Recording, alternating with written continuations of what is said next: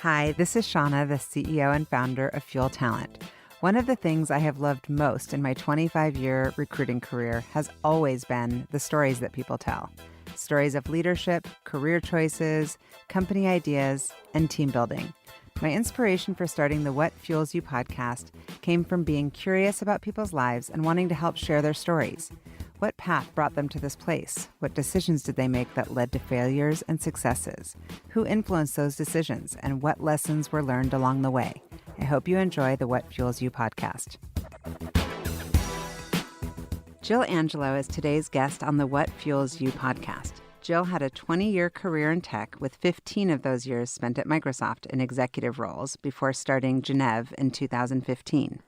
Gennev is the first ever online clinic for women in menopause, working to change the stigma associated with women's health in the second half of life. Jill is also a board member for Special Olympics Washington, was named one of Inc. magazine's 2016 Most Impressive Women Entrepreneurs. She is a wife and a stepmom and a community builder here in Seattle. We're really grateful that you're here. Welcome, Jill. Thank you. You're it's good welcome. to be here. I love that it's like the second half of life. I'm like, uh-oh, that's me. Almost. I'm 48, so I guess technically. Yeah. Almost. Yeah. Is it 50 technically? I even sometimes say getting into the 40s. Like I'm 46, and so I kind of think I'm emerging on my second half. Yeah. It just feels different, and I think that point at which you transition is different for everybody. You feel wiser. You do. You do. Wiser, more confident. Yeah. It's just a transition. I love it. I love it too. So, okay, we're going to start with rapid fire. First question for you is, which book do you most often recommend? Or audiobook? I'm into audiobooks. I love Educated. I think that I'm reading it right now. it's amazing. I think to watch her progression through learning. Don't tell me, because I haven't finished. It's common sense learning. It puts our focus back on how much life teaches us versus how much we learn through books and like formal education. Yeah, I can't wait. So what's crazy though is that I'm on page like 75 and I'm kind of stuck a little bit. And everyone of my girlfriends is like, no, keep pushing. Mm-hmm. It's really good. But anyway, thank you for the recommendation. Are you late to bed or early to rise? I've transitioned to late to bed. Yeah. Unfortunately. Because you're doing what? I'm working. Oh, look at you. Sadly, but I actually don't mind it. Like I get creative, I get focused, it's quiet. Mm-hmm. I still get up in the morning and run and exercise, but just not as early as I used to. So how many hours of sleep are you getting by on? I get 8 hours. Oh, good for you. 7 to 8, yep. Nice. What is a quality that you're most proud of? You can brag. A personal quality. I'm nice, and yet I don't think I'm too nice. I've worked at that over time, but I think at the end of the day, people appreciate and gravitate towards nice, positive people that are not going to make them feel uncomfortable being around. Yeah, I would agree. You are nice. What is your dream place to go skiing? Utah. I ski there already, but I just love it. You love going there? Yeah. That's awesome. And how old were you when you first realized that you had leadership skills? That was pretty young. I'm the middle child of 3, and I was the boss of the 3, even if my siblings didn't like that. But are you still the boss? You would think I'm the oldest child, oftentimes, yeah. Most responsible, most kind of directed. I'm thinking ahead. Yeah. I'm organizing. Yeah. And what was something creative that you did as a child that you no longer do?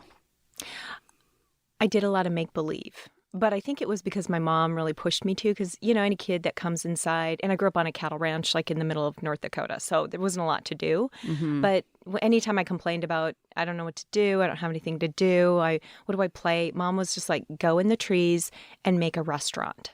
Oh. And I did that all the time. I picked crab apples from the tree. I brought out little containers. I played restaurant all the time. I love that.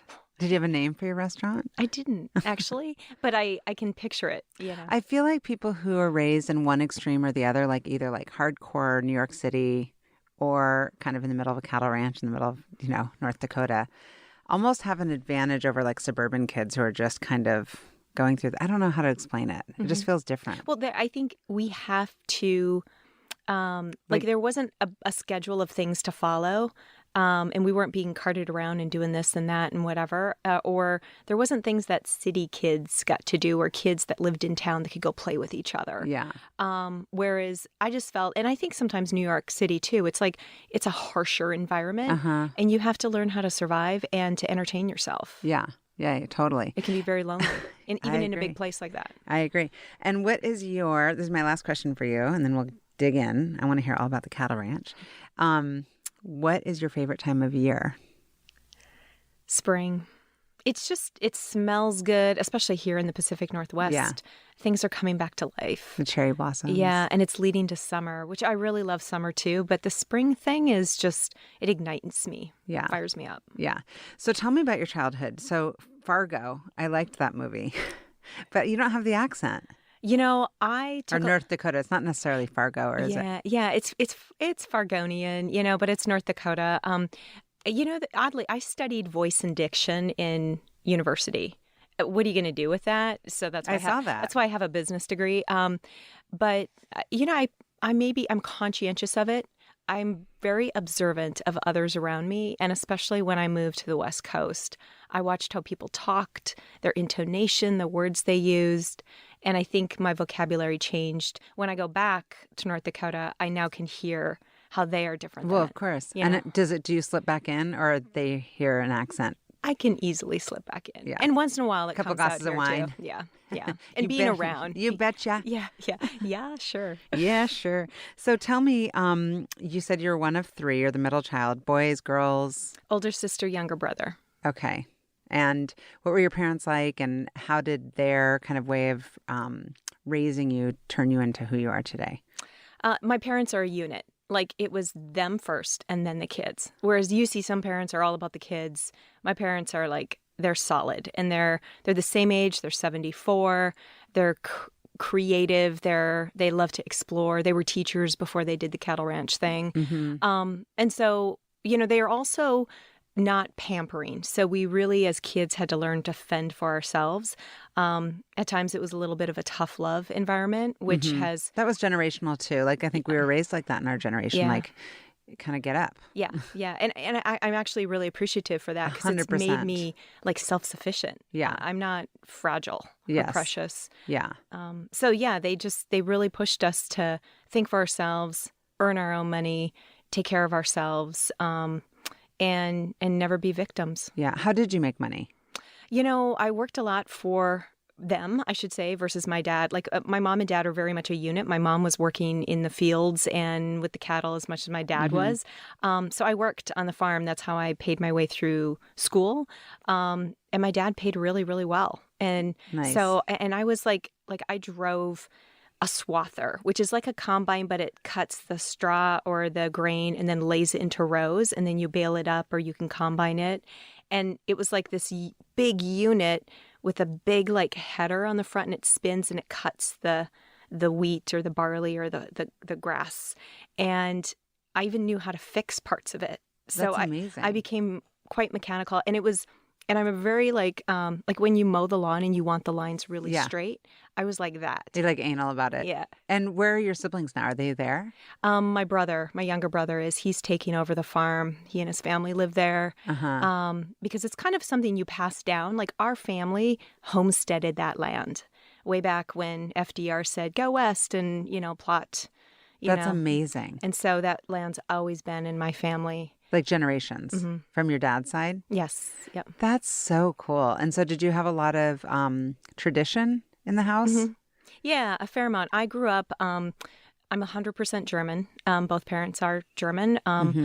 Grandparents immigrated. And so, yeah, we had tradition specifically around probably more religion. Very Lutheran, conservative, which has been an interesting transition throughout my life and where I'm at now. Well, we can kind of skip around, but I'm just curious. So you went to Minnesota State University. How did you choose that school? It was close enough yet far enough away from home. It was liberal arts, which I wanted. And I was dating a guy back where I grew up. So it was about 4 hours away. What happened to him? we got married and then we got divorced. So you ended up with him. So it was kind of worth staying close, at least. It was a good lesson. Yeah. It was a great learning in life around what I really wanted and where I fit and where I belonged. Yeah. Interesting. And so you went to public school, I'm assuming. Mm-hmm. And what would those kids, maybe from your middle school years, say about you if I called them today? Would they be surprised that you're running your own company? No. I think, how they vote most likely to whatever. And I was most likely to be successful. Me too. Oh, yay. Except for mine was something like kind of a backhanded compliment. It was like most likely to be an unemployed millionaire. So I think it was like not necessarily successful or maybe successful. I read it as successful. Yeah. But I would have like made so much money that I could retire. Oh, that's fantastic. I don't know. That's all right. The guy version of me is super successful. Yeah. So I'm like, okay, I'll take it. Yeah. The woman version is like, oh, you married into it, Yeah, no, sadly. I mean, literally the guy, like, the boy and the girl get it. So I'm still in touch with the guy who got it. And he's like he's super successful. So I'm like, okay, well, maybe we both should just interpret it like that. Well, and I see you as super successful. Well, so thank congratulations. You. Thanks, Jill. I appreciate it. So, okay, so you went there and you wanted to stay near the dude. Did you pay for school or your parents paid for it?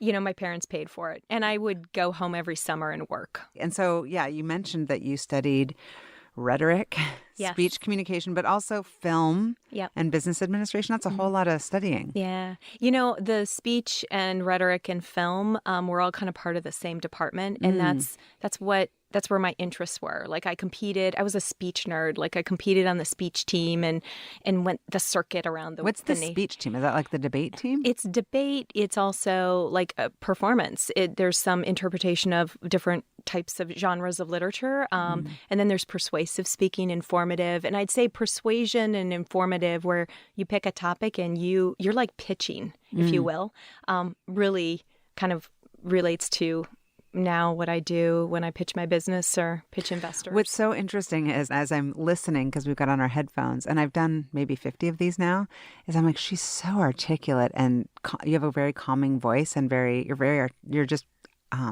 soothing to listen to. Oh, and I was like, I wonder if that's from school and like learning how to speak like this. Well, I had one speech instructor. He was actually my coach. And he said to me, I was rehearsing one day in front of him. He's like, stop. And he's like waving his hands. And I stop and he goes, just stop talking. He goes, lower your voice. I can't even listen to you. And it was like, while tough feedback, we don't naturally think about what our voice is like to listen to. So I've worked at it. And then I just enjoy it. Yeah. Yeah, that's interesting. Yeah. And so what brought you out of Minnesota I'm meeting you like Seattle. Well, after school, then I did even before I was done with school, I started working for a tech company in Fargo called Great Plains. Oh, okay. And it was like accounting software. Yes, I remember Great Plains. Yeah. And so I was early there and started working full-time before I was even done with school because they gave me such a great opportunity. I was in recruitment and worked in HR and then started moving into marketing and I loved it. How did you get the job there and how did you even know about it? So I went to a job fair one day and there was this little booth. There was all these companies. And I used to do those. Those were old school. I was hosting at these job fairs. You set up your little booth with the table and so the painful. tablecloth. Yeah. So I go over to the Great Plains booth and I was like, I think I've seen that company when I drive by it on the road. But I hand them my resume. I said, I'm looking for internships. And they said, well, what kind? And I said, well, I've got a business background and a speech background. They're like, oh, you might maybe fit HR. And I said, great, here's oh, well, we've already found somebody. So, and I said, well, why don't you just take my resume anyway? And a week later, I get a call and they said, hey, we'd actually like to have you come in and talk to us. So at that moment, I was like, woo, always be persistent. Like, don't ask for permission. Yes. Or if they say, oh, don't say, oh, okay, thanks. Yeah, well, don't accept now. Yeah. I love that. That's your persuasive. Yeah, exactly. Coming through. And so they called and were just like, hey, we have this other job, but the other person fell through? I don't even know whatever happened to the other person, but it was the internship in the HR department. And I took it and just started figuring out like this whole business side of life. And I loved it. And pretty soon I started traveling and my jobs continued to change throughout the company. I was on the East Coast and the West Coast, and then it was international. And I was like, wow, I never thought big enough about life. Yeah, you were like seeing the world. Yeah. And most of your friends that you went to high school with were probably like, wait, where is she? Because did they stay? Many of them did. Or, kind of moved a little bit. My school was close to an Air Force base. So we had a lot of transient kids moving. But yeah, I'm definitely an anomaly, And the Great Plains role is what brought you to Seattle because Microsoft acquired them? Microsoft acquired Great Plains. So did everybody move? No, a small, initially, Microsoft was like, okay, we don't want to overly integrate this company, and they were trying to be very careful to allow us to continue to work the way we were, because we were pretty successful in our industry. But they said, well, we're going to create this small and medium-sized business group at Microsoft. Are there any people to raise their hands? And I was one of the first. I was like, yep, I know that I'm meant to be someplace else, and I don't quite know where that is, but I'm going to try out Seattle. And so I raised my hand. And I moved here, and I was part of this new kind of integrated team. And you didn't know anybody? And no. Did your husband at the time come with you, or you were by yourself? I was now by myself. We were married for about 2 years. Yeah. So you're just a baby at this time, yeah. And you're like, hey, adventure time. Here I go. Well, I was 27. And to kick off, right after the acquisition, Bill Gates comes to Fargo to welcome. It was the biggest acquisition at that time that Microsoft had done. So he comes to the Fargo Dome and they invite the whole community because it's kind of a big deal in Fargo to have Microsoft. And they needed someone to demo product on stage. And early insight, they're like, well, we should have a woman. And so I got picked. And they're like, well, oh, that's incredible. So I was on the stage with him. I was 27, and I was just like, I want more of this. And so that was a big push in getting me to come out here. I have chills. That's amazing. Yeah. Were you so scared? I was so nervous. Did you get any coaching or prepping, or how did you even do that? Oh, yeah. Waiting for Bill G to arrive is like waiting for the president. Oh, of course. You don't know what you time. You have to be Bill ready. You just have to be ready. So we're ready, and everyone's coaching, the CEO of Great Plains, the producers, some of the tech guys, because I had a huge tech team because we were prototyping an early version of a tablet with RFID software. And of course, they all wanted to support, because they're like, this is Bill G. And so I was just... That's incredible. So you're like, I want more of this. So you come out to Seattle, you don't know anybody, and you end up there for 15 years? Mm-hmm. Yeah. Tell me about your Microsoft experience. What kind of words would you use to describe the culture? The culture, it pushes you. And if you're willing to be pushed, then you will be successful there. I always like to say, because it's such a big company, I reinvented myself 3 times. I had 3 chunks to my career there because I'm one of those people. You have the types that are either I'm going to grow my career in this vertical and be really amazing at this thing and start at level 1 and then go to level 12. And then you have others that like to zigzag because they're just curious about trying other parts of the company. And it's oftentimes slower growth, but it's just interesting. But it looks like you had both, growth and zigzag. I did, but I took the zigzag route. And so I saw some of my peers probably grow to more senior level roles, even than me, faster. But I had a lot of fun doing it. Yeah. And what was your experience there as a woman? Yeah. Did you feel that you had equal opportunity? I did up until a certain point when I became aware of it, which is interesting. I was naive to it for so long and never really saw it until I was in a meeting where I responded to a question, and the guy re-asked the question and just kind of acted like I hadn't even responded until a manager of mine, who was a man, said what Jill said. And at that moment, I was like, whoa, this is a thing. He said the words, what Jill said, or he repeated what you said? He said what Jill said. That's great. I know. What an advocate. That's amazing. Thank you. Yeah. Big. I think she just answered your question. Yeah. Yeah. That's incredible. And then I was like, whoa, yeah, this does exist. I have to be aware of it. Do you think the same exists for introverts and extroverts? That's a great question. And which are you? I used to be extroverted. I think I'm much more introverted now. Mm-hmm. And I always thought I was extroverted. And then I realized how hard I was working to be extroverted. Like, here's an example. Once I was at a therapist. I have a therapist that I go to every once in a while. And she said to me, what do you do when you're at a party? Or what do you look forward to? And I said, going to the bathroom. And she's like, escaping everyone. Yeah. She said, it's because it's quiet, isn't it? And I said, yeah, I just need those moments of quiet to just like, okay, back on. And what about when you're going into an event? Do you get like angst? I can. I focus a lot on breathing. Yeah. It's funny because I'm like off the charts extrovert, and yet sometimes I just am not in the mood, and I can get anxious going into some of these things. Like, I don't really feel like, because I'm such an extrovert, I feel like I'm supposed to like really bring it. And if I'm not in the mood to be completely on and I just want to kind of be, it's like not acceptable. Yeah. That's how it feels. So, well, and do you get like exhausted thinking about it? That's how I feel. I get tired. I don't necessarily get exhausted thinking about it, but sometimes I'm either like want to be like this, like where we're really talking about real stuff, or not, or partying and having fun and being light and dancing. But the in between, the kind of like, oh, how was your break? Oh, how are the kids? I'm like, I can't. It just feels like filler, and it feels like a waste of time. My dad calls that, like when I go home for family vacations, he's like, okay, let's have some level 5 conversation. None of this messing around with the chit chat. I love your dad. Yeah. And it's just like energizing. But also when you set that tone that like, let's operate in the, I'm in an entrepreneurs organization. We talk about talking in the 5%, the 5%, either 0 to 5 or like 95 to 100. What's really going on is much more fulfilling. So, and the same thing on the business side. So all in all, you would say that you had a pretty positive experience at Microsoft. Obviously, you stayed for a long time. Did you feel like you were an entrepreneur there a little bit? Yeah, I wanted to be. I think that's where I was a great, I was creative. I always wanted to do things slightly different than they had been done.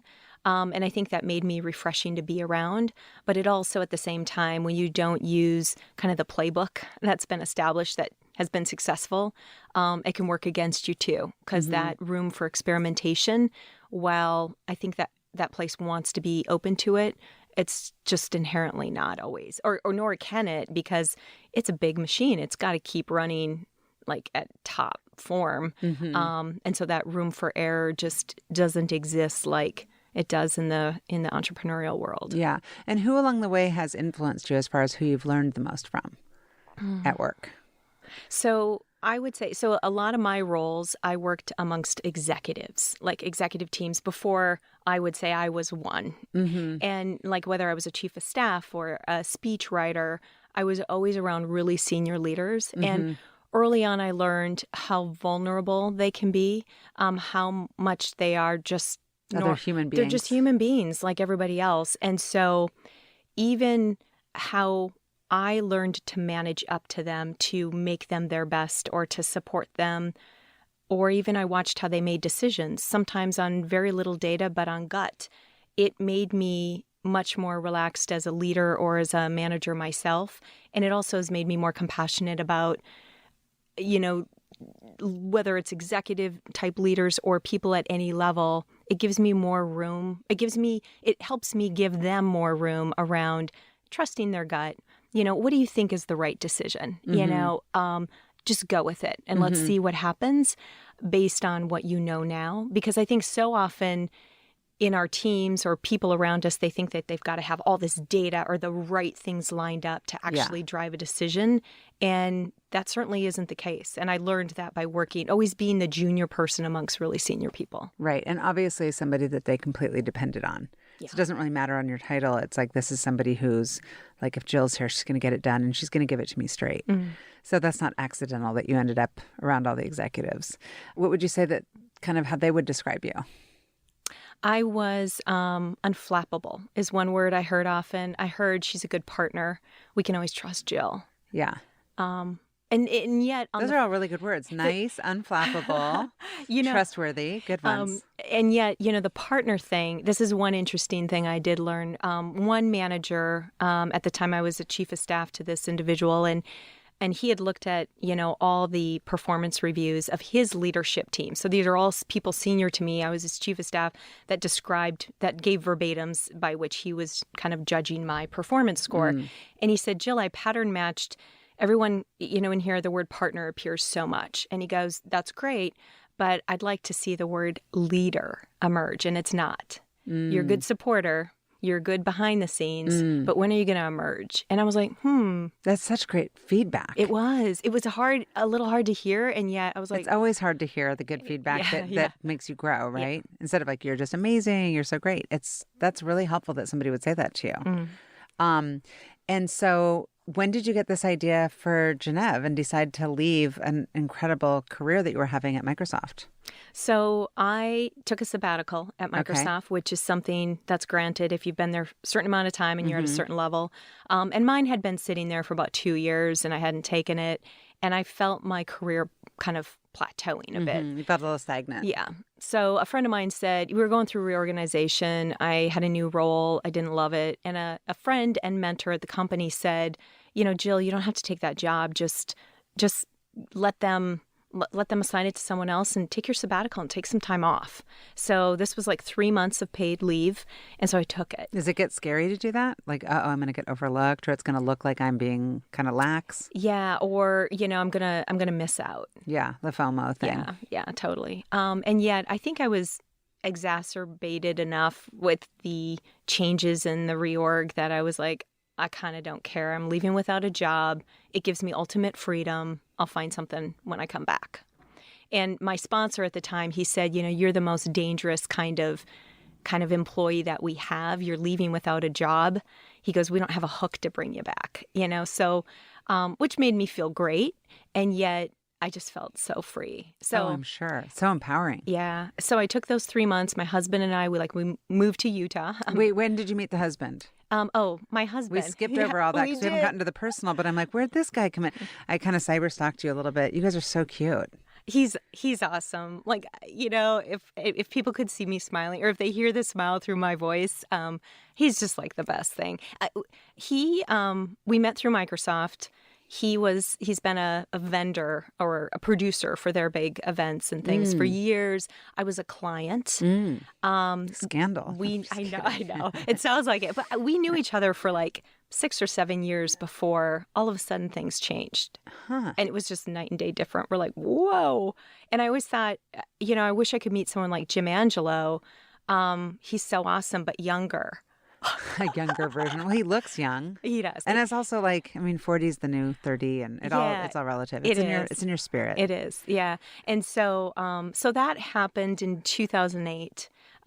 It moved very quickly. And when you're older, like I was at the time, I was 33, he was 53. You kind of move and go and it was I know awesome. it when I see it. That's great. Yeah. I'm happy to hear that. That's awesome. And so you took these 3 months.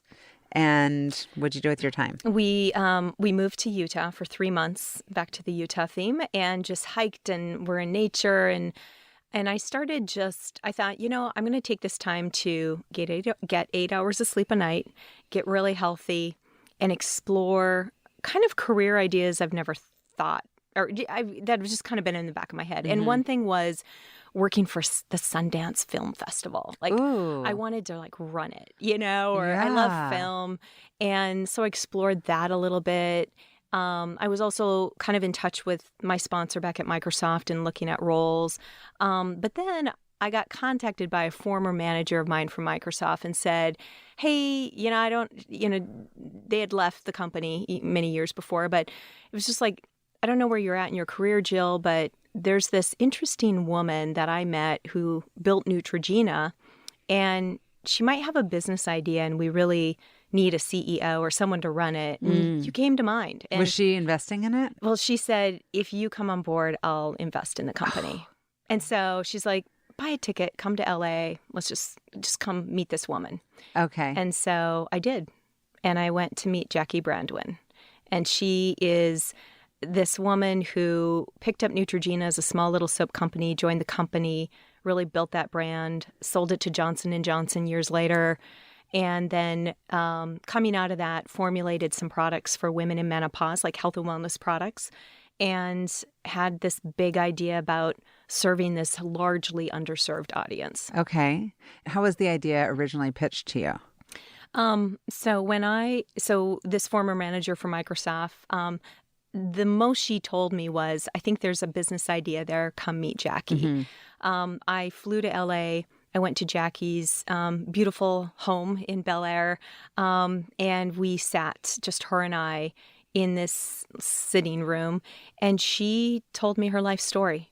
And she talked about how she had, she was a Swiss immigrant, and how she worked her way up from nothing in the U.S. to Neutrogena, selling it to J&J, and then formulating these products with Roche Laboratories, getting FDA approval, getting breast cancer, having to put the business on hold, and now here we were. In Bel Air. In Bel Air, yeah, exactly. On a side note, yeah. And she's an elderly woman too, so it's not like she's got this huge, career ahead of her. Yeah, so she's like, here's the idea. Yeah. And you want to come run it. Yeah. What was the idea, though? But at the time, it was like, she knows consumer packaged goods. Yeah. And so it was like consumer packaged goods, let's sell it online. And it was products to help women in menopause. Yes. Okay. With feminine dryness, or dare I say vaginal dryness. Yeah. Yes. So, and now what is it today? So we have evolved. So we started with products, but we knew, let's just get into market and try this, and we'll figure out what the bigger company or the bigger business should be. Because we knew women were underserved, but we didn't know how to serve them. So let's start with a product. Well, early on with just a product, we learned, we surveyed 1,500 women in the United States and learned early on, like, to just find out, how do you educate yourself on this part of your health? How do you know where to go find products or how do you deal when people say, sorry, it's just part of life? Yeah. And the large insight coming out of that was like, there is no place to start the conversation. And so one thing I had kind of from my Microsoft time was like, I knew how to publish content. So my first hire was like a content creator, and she's an amazing writer and still works with me today. We just started publishing content, and people started to come, and it built an audience, and they were buying the product, and we listened, and we learned that their doctors were shrugging them off, or that they didn't even have a doctor to go talk to, and there was just this gap in care. And so we eventually launched our telemedicine offering, so women can book appointments with OBGYNs who are certified by the North American Menopause Society. And there's a shortage, right, of OBGYNs? And so how do these are doctors that are doing this on the side, or they're full-time working with you? They're doing it on the side. Many of them, like the average age of an OBGYN in the U.S. is 55. So the majority, we're retiring them faster than we're graduating new ones, hence the shortage. And so many of them that come on board with us, they are wanting to tailor back their practice, or they want more balance in their career. It's all part-time based on when they can do this. But a lot of them are seasoned OBGYNs or gynecologists who are working now with this demographic of women in menopause. And they want to do something new and different, or they see telemedicine as the new frontier in healthcare. Sure. And how do you find them? Mostly through the North American Menopause Society. Our chief medical officer is an OBGYN, Dr. Rebecca Dunsmore-Sue, and she's got an incredible network. It's a pretty tight network. And so she really is at the forefront of recruiting our physicians. Awesome. And who else is on your team? Who else has comprised the Gennev Rockstar group? Well, because we are a technology company, our VP of technology is Sarah Ramsey. She has she's an engineer from the past and a product person from Fred Hutch Cancer Research. And then she was at Providence and worked on the Circle app, which was a maternity app there for women. And so she's on the board, leads our software development efforts. Shannon Perry is the writer and is our director of content and programming. And we continue to still publish a lot of educational content for women. And then we have a number of health coaches. We've learned as well, we continue to evolve. Some women want to take like the allopathic doctor, Western medicine route to menopause. Like we offer prescriptions and so forth via telemedicine. And others want to take more of a lifestyle approach, or they want to blend the two approaches. So we have registered dietitians who now are menopause specialists, or we call them menopause coaches, where you can subscribe to work with a health coach. And how much does that cost? Introductory pricing, we just launched that offering, is $10 per month. Oh, that's great. So it's really, and is there a community aspect to it too? And how do you control that messaging? Yeah, community is huge. We early on started our community in Facebook because it was free and we dip our toe. And it's amazing, the dialogue. It just kind of takes off on its own. And it's free. And then we have kind of a forum, Q&A on our platform where women ask questions or offer solutions, or our coaches or doctors will jump into it once in a while. And it's, women not only want the social nature of the community, like, I can't sleep at night. Is anyone else having that problem? Yeah. And women will just chime in. But the community is huge because it keeps us relational with the women. And for me as a business owner, it's like a real-time focus group. And so you had that initial investment from your Microsoft contact. And when did you decide to go out and raise money? I know from my notes, it sounds like you've raised $5.3 million. Yeah. That's incredible. Yeah. That's awesome. And all the women conversations around how challenging it can be to fundraise, and that 2% of VC money goes to women. And I would imagine that in the femtech space, it's probably difficult to get the messaging across, and the men probably want to go home and be like, honey, is this something that you would use? Yeah. That's what I've heard, at least. Is that your experience? Totally. I've never had such rejection in all my life. For the longest time, it was like, you're a first-time founder. You've never raised money before, and you're raising it for menopause. Is that a thing? Yeah. I heard most often, it's such a niche market. And you're like, I mean, because like 58% of women. Yeah, it's like, and half the population, like every woman goes through it, and 1 in 3 experience a pretty tough go of it. So it took a long time to raise. Like we had a big round last year. We raised $4 million, and so the first 1.5 was small bits and bobs from friends, family, friends angels, and family, yeah. And then the $4 million last year. Menopause is finally on the market. Like even early last year, like we launched our telemedicine, and that was a big moment for us. We were in 1 state. Now a year later, we're in 40 states. And that's incredible. It's been so great. But, I think at the same time, our big raise came in alignment with everyone waking up and saying, wow, women's health is big, and what's still untapped in it? Menopause. Yeah. Fertility, there's been a lot of innovation. Maternity, there's been a lot of innovation. Yeah. Period tracking, been a lot of innovation. And menopause is kind of the final frontier. Is there one that can just kind of weave it all together for all women to have like a one-stop shop? For everything? Yeah, just be like, I'm a woman. What's going on with my body? Yeah. It's complicated. I think it's going to take all of us partnering down the road. Like we often say, we're pretty tight in the femtech community. Like many of us know each other, and we're like, okay, if we're all, we'll all be successful because it's such a big market. Yeah. And if we can help guide women through this It'll journey, help everyone. It'll help everyone. It's the rising tide lifts all boats. I try to say these things all the time at my office, and my team jokes with me because I always get them wrong, and I always have. I'm like, I'll get all the eggs on the table or whatever. And yesterday I was trying to say the all tide rise whatever. And I was like, lift the boat, everybody, lift the boat. I couldn't remember how to say it. So no, I completely agree. And so what is the business model today? How does the company make money? So we have services and products. Well, the $10, yeah. Yeah. So on the services side, we've got the subscription for $10 a month. And then we also, if you want to book an appointment with a doctor, it's $45 for an appointment. So it's out of pocket right now. We haven't gone the insurance reimbursement route. And then products. It's transactional. If you want to buy a product online through our e-commerce store, you certainly can. And what's the best-selling product right now?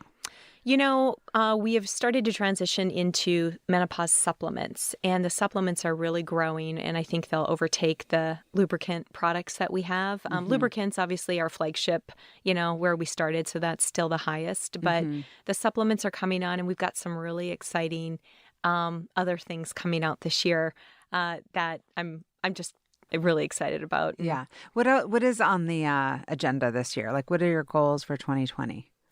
It's mostly user growth. I always say, if someone thinks about menopause, I want them to think Gennev. So for me, as a thought leader, like we were just on the Today Show with Maria Shriver, and it was like I saw that, and I was so psyched. I was like, and then she's going to be on my podcast. It was so awesome. Well, I was like, okay, Maria Shriver, and then Shauna, it's perfect. So it just keeps going up.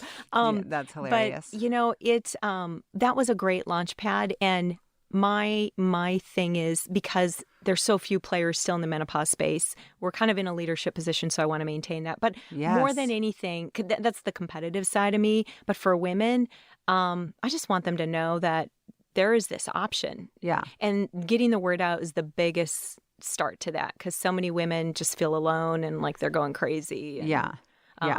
A friend of mine's ahead of me in life, maybe 5 years. And she's like, you know how when you're thinking about getting engaged, suddenly you notice rings. Or when you're thinking about a car, suddenly you're looking at cars. You kind of get focused on whatever's in front of you. And I'm not in menopause. I mean, at least I don't think I am. And so I was asking her, how do you know? Because she was like, oh, the sweats, the heat up and down. And I was like, well, I called my mom. And I'm like, when? She's like, I don't know. My mom didn't really have a big situation. But she's like, oh, whatever you do when it does happen, come to me, because no one talks about it. But then one of my friends told me to get this patch, and I had never heard of it. I can't remember what it's called, Vivel or something? Vival? Vivel? There's a couple of different patches. There's different ways, and that's like a hormone patch. I guess maybe I would go to my OB, but now that I know, obviously, about the company, the first thing I'm going to do is go to your website and just start to understand what's going on. And I can do that from my bed. Yeah. I can just be comfortable at home and do on my own timeline, not feel like I'm rushing a doctor, my own research. Yeah. We always tell women, and we have this menopause assessment on our website, which is like, takes you about I took it. 7 minutes. Oh, great. Survey. Yeah. It kind of helps you understand where you're maybe at in the journey. And the greatest gift is information, so that you can kind of know, like, again, the biggest thing is if you don't know, or if you think that something's seriously wrong, or it just feels mysterious because some things are changing, but I don't know why. Yes. It just kind of starts to help women normalize it and understand what's happening so they can actually do something about it. What would you say are the kind of 4 or 5 things they should know about menopause? And I still don't really know, because in my mind, I'm like, I'll deal with that when I actually have to. Mm-hmm. But it's like mood swings, sweats, weight gain. Fatigue.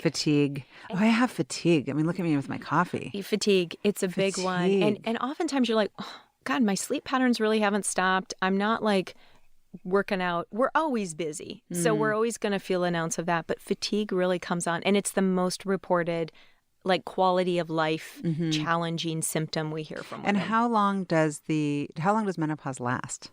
2 to 10 years. 2 to 10? Mm-hmm. Did you say 10? Yep.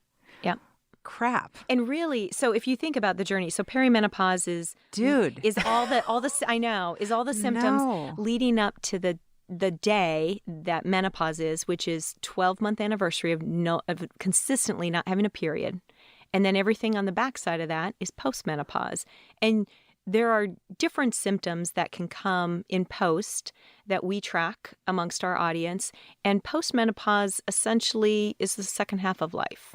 And so if you think about, peri and leading into post, all the preventative steps that you can do to prepare for that post and how well you're going to come out of it. And like what kinds of things? Diet and sleep are so important. Like plant-based? Yeah. And then even plant-based, especially a Mediterranean diet around for brain health. Here's a couple interesting, and I don't say this to alarm, it's to be aware. Brain health, heart health, and bone health are the 3 biggies for women in the second half of life. Like brain health. And so what do we do for brain health? Like folic acid? Brain health. The biggest thing that keeps you from getting dementia or Alzheimer's in your brain is, so your estrogen keeps the lining in our brains supple and protective. It starts to shrink as we go through menopause because our hormones, decline in our bodies. And so how you can help improve that is through diet, mostly Mediterranean diet. There's an amazing researcher that we work with, Dr. Lisa Mosconi. She's at Weill Cornell Medical Center in New York City, and she's published books on this. And she's definitely someone you should have on your podcast. I would love to have her on. She's fantastic. But just the awareness about those things. So brain health, and then you said bone health, and that's like calcium and vitamin D. Vitamin D. Yep. Biotin in some ways, but look for bone health supplements that come from reputable sources. We will release one soon as well, but it's big. More women die of hip fractures when they're older women than women of breast cancer. Isn't that an interesting statistic? That is an interesting statistic. Yeah. And my hips are messed up, so that's even worse. Mine are kind of too. I used to do a lot of marathons, and I kind of hurt myself because I overstretched or overdid something. And then I was like, well, I'll just stick with running, and be tight, which is not good. Do you have one of those massagers that you can use on your body? Like a roller? No, like a electric massager. Oh, no. I just got one. It's game changer. Oh, I'll give you a link to get it. Great. It was definitely a game changer for me. It digs into your hips. Oh. So. Great. Yeah, because hip pain, it's like way in there. You can't get at it. I know. Okay, so tell me a little bit more about Gennev as far as the culture that you're trying to build. Have you set your values? And if so, what are those? Our values, we kind of shout them out in the office a little bit. But number one, passion for women's health. We've cycled through people in the company. That would be helpful. It is. You should kind of care about what we're trying to do. You should. And it helps. And, to whatever degree it means what it means to you, whether you're, a 26-year-old guy who is running our SEO or, but I found that's what makes you most kind of sticky and really connective with the team. Well, especially when you're in a startup and there's the ups, the downs, and the pay is not always. I mean, somebody could be like, Amazon's messed it up for the rest of us. Yeah. Right? That you have to be like, but I'm really passionate about what we're trying to do. Yeah. So that's number one. Trust.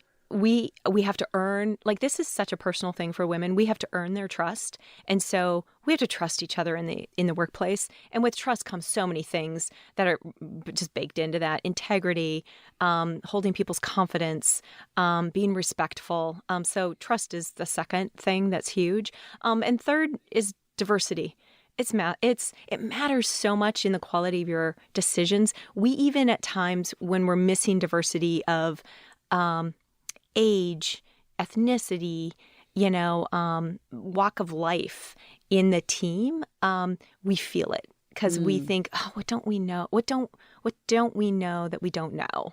And we see it amongst our team of physicians that do our telemedicine. We need more diversity there because women want to work with practitioners that look like them or that get, menopause in the African American community is quite different than it is in the Asian community in the United States. How it's passed down, how sometimes some of the symptoms that women in those communities suffer from. Or even culturally, sometimes I think just how things are talked about. Totally. Like you talking about being Lutheran and conservative might be different than like my kind of open, wild, crazy Jewish family that's like talks about everything. Yeah. I'm sure my mom would talk to me about anything, and it's not like there's not much that's taboo. So I don't know if that even makes sense, but I'm just, as you're talking about it, I'm like, that resonates for me. It's huge, and so that diversity, it feels like it's the buzzword right now, but we feel it. We feel it when we're not diverse, and we've got work to do there. So that's a third. I'll stop at 3. You have to be curious. In a startup, you've got to not be afraid to just be curious enough to try something. If it doesn't work, then move on and get to the next. Don't wallow in it or sit on a decision because you just can't make one because you don't have enough data. Just go. How many pitches did you have to do before you raised? A lot of people count theirs. I didn't. I lost count. Hundreds. Literally. Hundreds. And, did you get better and better? Because I would think you're really good at this. I got better with the reason why and also with the clarity of vision. I was probably a little squishy at the start. Yeah. And did you kind of waste your meetings on the big ones early? Or did you know to kind of practice on the ones you didn't really want? I didn't know what I was doing. Who was guiding you through all of this? Anyone? My husband. Oh. Through the moments where I'm like, I'm done. Yeah. Or there were tears. He just was such a trooper. And just to have someone believe in you that much. That's amazing. And then to see you on the Today Show, he must have been, we like to use the word cavelling. He must have been just like such a proud husband. Yeah. Yeah. That's amazing. It was good. That's really cool. Did anything come of that? Like sometimes my brother was on Shark Tank and I was like, what's going to happen? Are we just going to like skyrocket? The website's going to crash? We prepared so that it wouldn't crash. And thankfully it didn't. My team's awesome. They worked really hard at that. But it's been fantastic for business. Like we had more menopause assessments in that day alone than we get in 5 months combined. It was really and then the Sunday after, Maria Shriver has something called the Sunday Paper, which is her own kind of media platform around a newsletter. And she put us in that as one of her holiday gift guide recommendation. Like the gift just keeps on giving. And it's just, women more than anything are finding us as a result. And traffic obviously has leveled back down, but it's at a higher level than it was going into it. That makes me happy. And so what can people do that want to help? Like if people want to make sure that everyone knows, is it social media? Because that's awkward too. Be like, hey. I honestly think this is a word of mouth sort of growth engine. And you think about the power of women talking to other women. Well, that's just how we roll, right? We just sit and have a glass of wine or go on a walk or do yoga and we talk. Yeah. And you think about how many brands have grown off the backs of those conversations. For sure. That's the model I want for Gennev. And it's not anything that you can over-engineer. It's something you have to earn. And so that's why getting in front of as many women in an as authentic way as possible so that they share it with others. Just like your friend said to you, hey, when you do go through it, come talk to me. Yeah. Yeah, totally. Like that is precious. Yeah. And I know that you've got a couple of competitors. How do you stack against them and what's different? So, I've met them as well. And one of them said to me, actually, Jill, we've been watching you and we're scared. We've looked for your gaps. And so that's where we've kind of started in, where we try to, and I was like, that's really smart. That's a smart approach. Good on you, Yeah. And you're like, and we're shutting down the site for like a week. I was like, thanks for sharing that with me. I would say a lot of our new, and they're all new, so we've got age on them. Oh, for sure. We've also got a lot of content expertise going for us.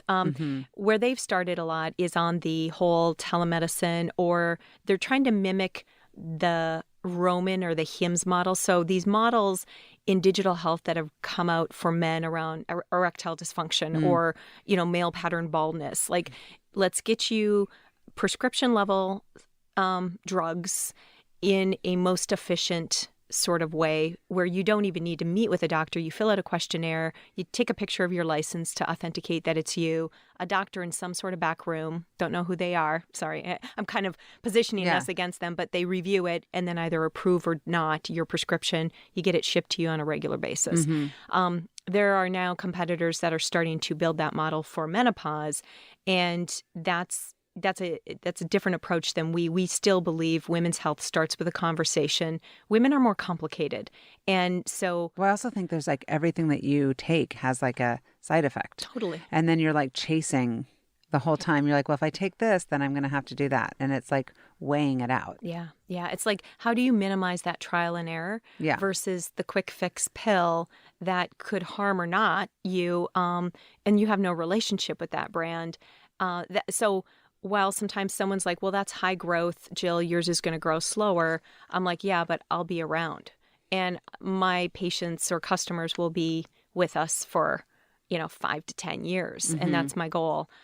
I want to build, don't get me wrong. I want a big successful business. I'm as competitive as anybody, but my approach there is just, I don't need the quick fix kind of model. It's the same in my industry. People are like, well, why aren't you like double the size? But I'm like, well, then I don't have the relationships. And then I'm not kind of managing the business in the way that I want that matches our values.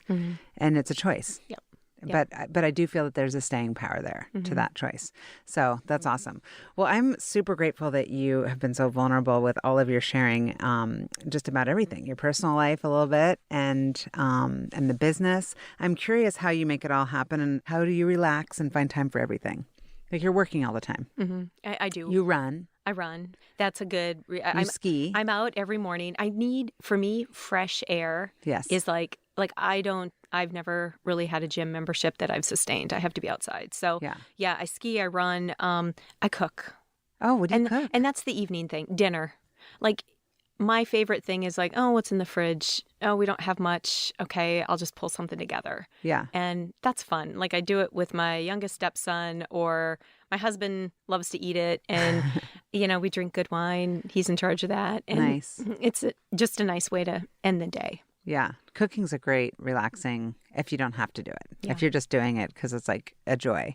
I love that. And what do you do kind of maybe on a Sunday or Monday to set yourself up for a really good week?